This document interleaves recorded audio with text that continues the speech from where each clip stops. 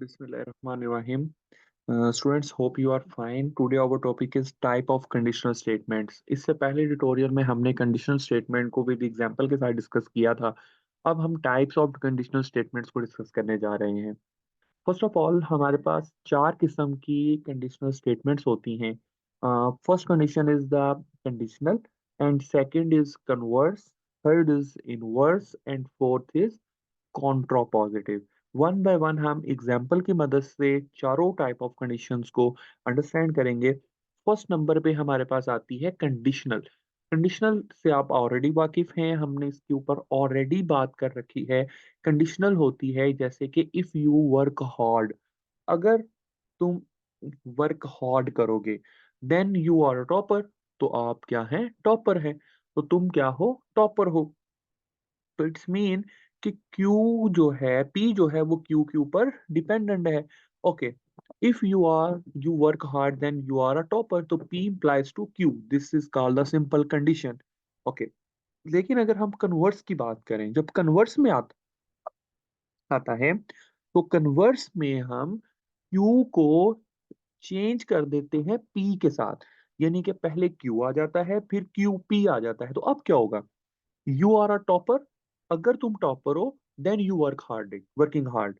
अगर तुम टॉपर तो फिर तुम वर्किंग हार्ड करोगे, अदरवाइज नहीं करोगे। तो इट्स मीन कि यहाँ पे क्या हो गया? टोटल कन्वर्स हो गई चीज, उल्ट हो गई। पी की जगह पे क्यू आ गया, क्यू की जगह पे पी आ गया। तो इट्स मीन के इस सूरत में हम कन्वर्स कंडीशन को अप्लाई करेंगे।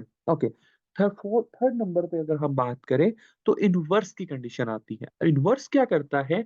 इनवर्स में हमारे पास उल्ट हो जाता है, जिसे हम ऑपोजिट कहते हैं। इसको हम अपोजिट करना कहते हैं। मतलब निगेशन की बात करें, हमने निगेशन के ऊपर ऑलरेडी बात कर रखी है। ट्यूटोरियल हमारी प्लेलिस्ट में मौजूद है, जिसके ऊपर हमने निगेशन की बात जिसमें हमने निगेशन के टॉपिक को डिटेल में डिस्कस कर रखा है।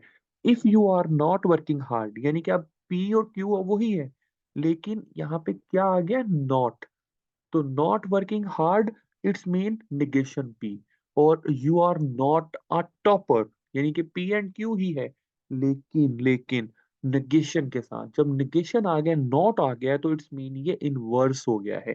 Okay, condition number 4, if you are not a topper then you are not working hard.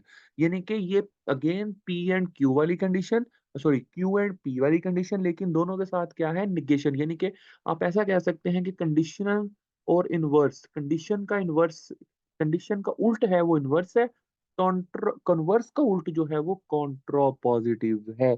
आप ये कह सकते हैं। तो कॉन्ट्रा पॉजिटिव में कन्वर्स की जो कंडीशंस हैं उसके साथ हम नेगेशन लगा देंगे, तो हम कहेंगे ये कॉन्ट्रा पॉजिटिव बन गया है। तो गाइस, इस तरह हम टाइप ऑफ कंडीशनल कंडीशंस को अंडरस्टैंड करते हैं।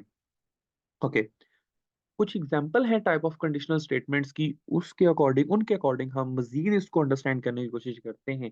If P implies to Q is an implication then. Okay, अगर हम इसको कन्वर्स में कन्वर्ट करेंगे तो कैसे होगा?